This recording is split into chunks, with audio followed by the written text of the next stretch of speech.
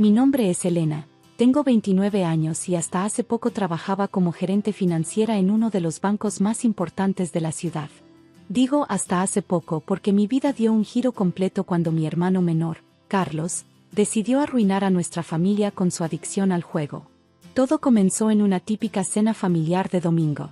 Estábamos todos reunidos en la mansión de mis padres. Mi padre Ricardo, director de una importante constructora, mi madre Laura, siempre pendiente de mantener las apariencias sociales, mi hermano Carlos, de 25 años, quien supuestamente trabajaba en la empresa familiar, y yo.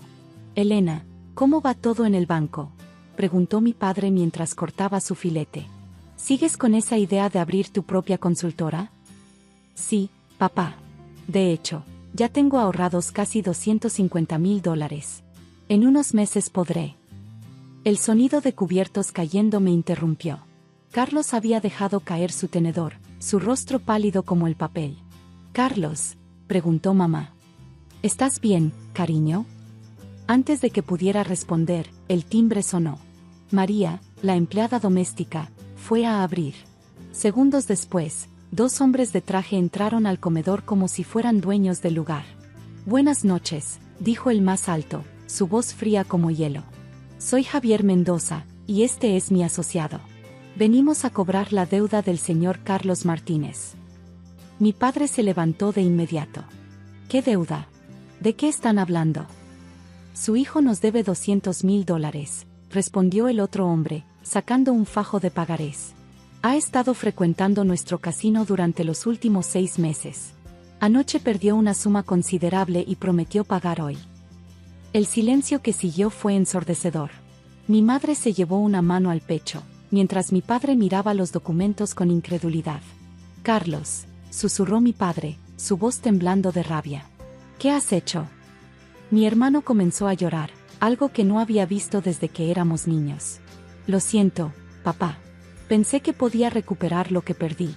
Cada vez apostaba más y...». «Tienen 48 horas», interrumpió Mendoza. «Si no recibimos el pago completo, tomaremos medidas desagradables». Después de que los hombres se fueron, el infierno se desató en el comedor. «¿Cómo pudiste ser tan irresponsable?», rugió mi padre. «Todo el dinero que invertí en tu educación, el puesto que te di en la empresa». «La empresa», murmuró mi madre. «Ricardo, ¿él no tenía acceso a...». Mi padre corrió a su estudio. Minutos después, escuchamos un grito de rabia. «Robaste dinero de la empresa. $150,000». Carlos se encogió en su silla. Iba a devolverlo cuando ganara, solo necesitaba un poco más de suerte. Mi padre se derrumbó en su silla, repentinamente envejecido. «La constructora está pasando por un momento difícil. No tengo $200,000 disponibles ahora». Fue entonces cuando todos los ojos se volvieron hacia mí. «Elena», dijo mi madre, con ese tono manipulador que conocía tan bien. «¿Tú tienes los ahorros?».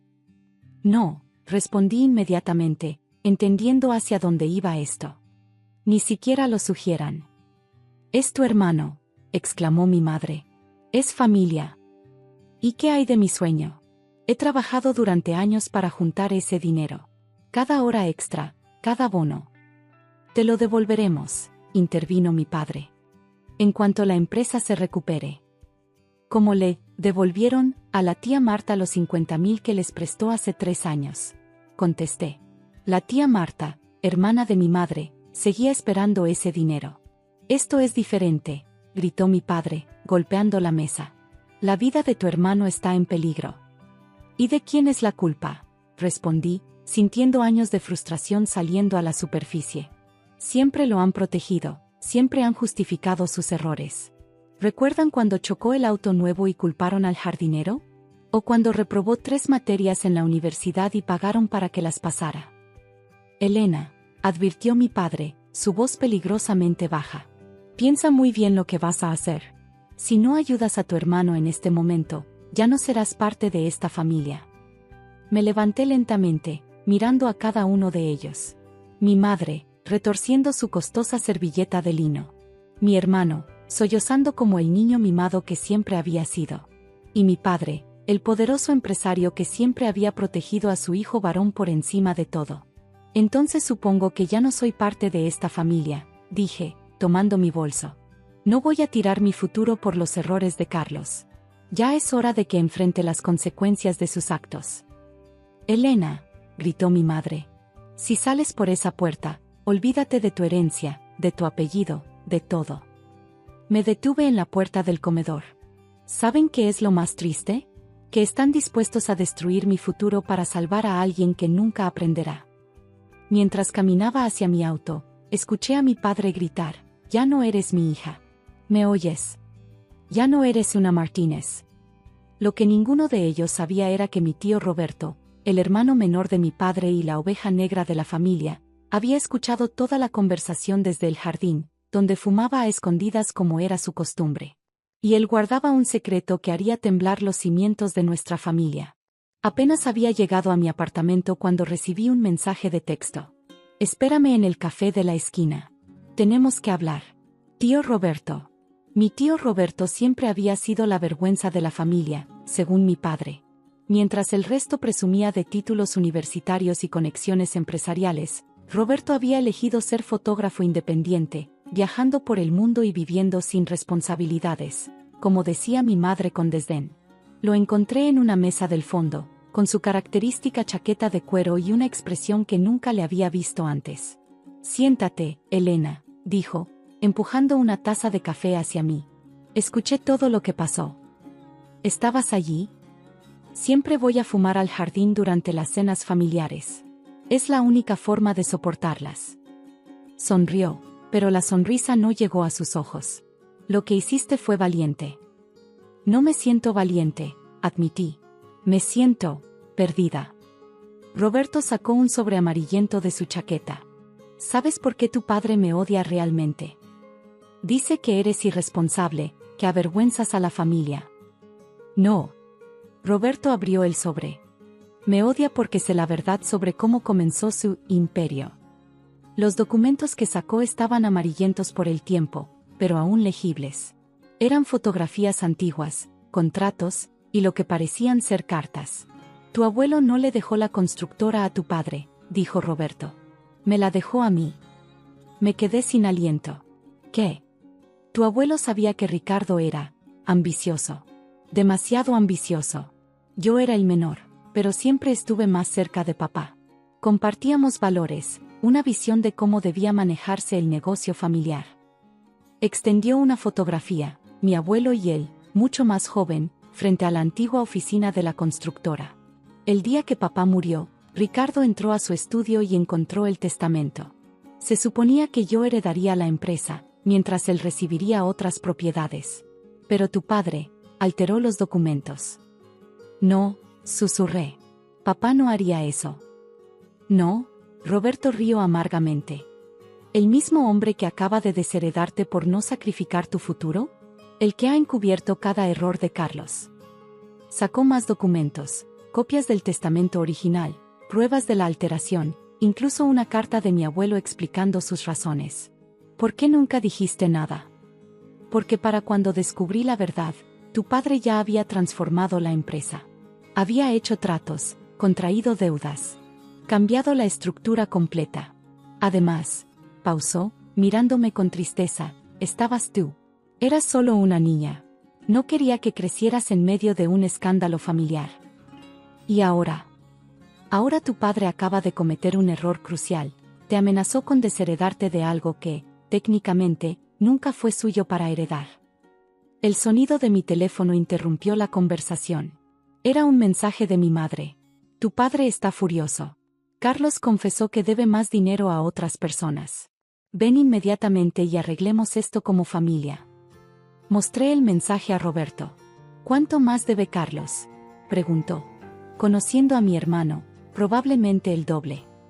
Me froté las sienes, sintiendo un dolor de cabeza aproximándose. «¿Qué vamos a hacer?». «La pregunta es, ¿qué quieres hacer tú?». Roberto me miró seriamente. «Tengo suficiente evidencia para impugnar el control de Ricardo sobre la empresa. Pero una vez que abramos esa puerta, no hay vuelta atrás». Mi teléfono sonó de nuevo. Esta vez era Carlos. «Elena», por favor. Hay gente peligrosa involucrada. No solo el casino. Me van a matar si no pago. Mientras leía el mensaje, Roberto recibió una llamada. Su rostro se oscureció mientras escuchaba. Era mi contacto en la policía, dijo después de colgar. Tu hermano está metido con la gente equivocada. Han estado investigando ese casino por lavado de dinero y conexiones con el crimen organizado. Dios mío. Elena, Roberto puso su mano sobre la mía. Lo que decidas hacer, te apoyaré. Pero debes saber que tu padre no se detendrá. Si le das el dinero ahora, seguirá manipulándote el resto de tu vida. Me quedé mirando los documentos sobre la mesa. Pruebas de una traición familiar de décadas atrás, que ahora podrían ser la clave para mi futuro. ¿Por qué me muestras esto ahora? Porque eres como yo a tu edad. Tienes principios, sueños propios. No dejes que los destruyan como intentaron hacer conmigo. Mi teléfono sonó por tercera vez. Era un mensaje de mi padre. Tienes una hora para venir a casa con el dinero, o le diré a todos nuestros contactos en la industria financiera que robaste fondos del banco. Nadie volverá a contratarte. Roberto leyó el mensaje por encima de mi hombro y silbó suavemente. Parece que tu padre no ha cambiado nada en 30 años. Sigue recurriendo a la manipulación y las amenazas. Respiré profundo, tomando una decisión que cambiaría nuestras vidas para siempre. Tío Roberto, ¿tienes todos los documentos originales a salvo? Por supuesto. Los he guardado durante años en una caja de seguridad. Bien, dije, sintiendo una calma extraña. Porque creo que es hora de que la familia Martínez aprenda algunas lecciones sobre consecuencias. La hora siguiente fue una vorágine de actividad. Mientras mi tío Roberto hacía llamadas desde su teléfono, yo me comuniqué con mi contacto en la unidad de delitos financieros del banco donde trabajaba. ¿Estás segura de esto?, me preguntó Roberto mientras nos dirigíamos a la mansión familiar. Una vez que empecemos, no hay vuelta atrás. Ellos empezaron esto, respondí, apretando el maletín con los documentos. Es hora de terminarlo. Cuando llegamos, encontramos más autos estacionados de lo esperado. Reconocí el Mercedes de Javier Mendoza, el cobrador del casino, y varios vehículos más que no conocía. La sala estaba llena. Además de mis padres y Carlos, estaban Mendoza y sus matones, dos hombres de aspecto peligroso que supuse serían los otros acreedores, y sorprendentemente, el señor Torres, presidente del banco donde trabajaba. Elena, exclamó mi madre al verme. Gracias a Dios.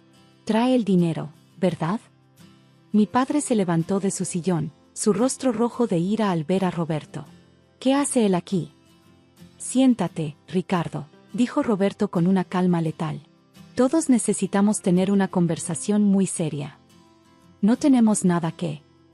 La policía está en camino, lo interrumpí. Junto con los investigadores de la Comisión de Valores. El silencio que siguió fue absoluto. ¿Qué has hecho?, susurró mi madre. Abrí mi maletín y comencé a distribuir carpetas. Señor Torres, aquí tiene la evidencia de cómo mi padre y hermano han estado usando la constructora para lavar dinero del casino. Me volví hacia Mendoza. Y aquí están los registros de todas las transferencias ilegales que su establecimiento ha procesado en los últimos 3 años. Pequeña zorra, uno de los matones se levantó, pero se detuvo al ver que Roberto sacaba su teléfono. La transmisión en vivo ya comenzó, advirtió mi tío. Cualquier movimiento violento será grabado y transmitido directamente a la policía. El señor Torres hojeaba los documentos con horror creciente. Elena, dijo, esto es muy serio. Lo sé. Por eso también encontrará mi carta de renuncia ahí. No podía seguir trabajando en el banco sabiendo lo que sabía. Nos estás destruyendo, gritó mi padre. A tu propia familia. ¿Familia? Roberto dio un paso adelante. ¿Cómo tú destruiste la mía cuando falsificaste el testamento de papá? Mi padre palideció. No sabes de qué hablas. Oh, sí lo sé. Roberto sacó los documentos antiguos. Y ahora todos lo sabrán. El sonido de sirenas comenzó a escucharse a lo lejos. Les sugiero que se sienten, dije a los hombres del casino. La policía tiene muchas preguntas sobre sus operaciones. Esto no se quedará así, amenazó Mendoza, pero podía ver el miedo en sus ojos. Elena, Carlos se arrodilló frente a mí, llorando. Por favor, no hagas esto. Me matarán en la cárcel. No, Carlos. La policía te protegerá si cooperas. Es tu oportunidad de hacer lo correcto por primera vez en tu vida. Las sirenas eran más fuertes ahora.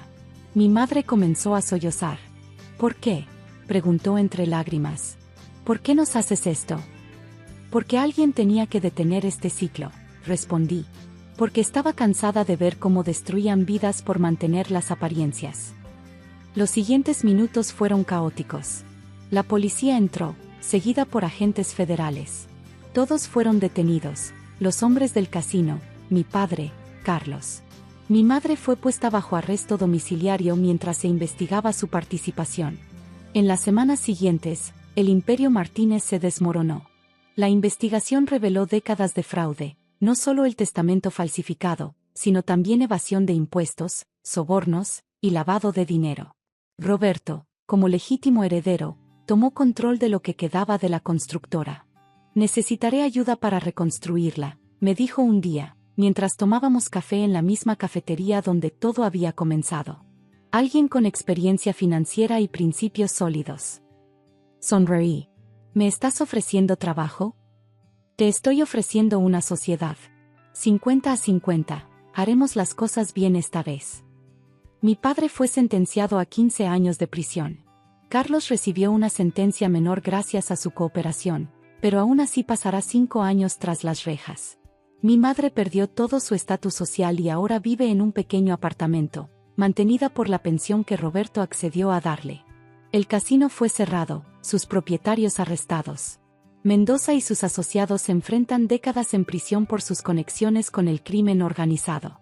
Yo finalmente conseguí lo que siempre quise, aunque no de la manera que esperaba. Roberto y yo reconstruimos la empresa desde sus cimientos, esta vez con principios éticos sólidos. Mi experiencia en finanzas y su visión creativa resultaron ser una combinación perfecta. ¿Sabes qué es lo irónico?, me dijo Roberto en la inauguración de nuestras nuevas oficinas. Tu padre siempre dijo que yo era la vergüenza de la familia por seguir mis principios. Ahora esos principios son lo único que salvó el legado familiar. Mientras escribo esto, han pasado 2 años. La constructora está prosperando, más fuerte y más ética que nunca. Carlos me escribe desde prisión, está tomando cursos y, por primera vez en su vida, parece estar madurando realmente. Mi madre eventualmente se disculpó, aunque sé que todavía no entiende completamente por qué hice lo que hice. Mi padre se niega a hablar conmigo, pero ya no me duele como antes. A veces, hacer lo correcto significa enfrentar a tu propia familia. A veces, significa derribar todo lo que creías conocer para construir algo mejor desde los cimientos. La verdadera familia no se trata de encubrir errores o mantener apariencias.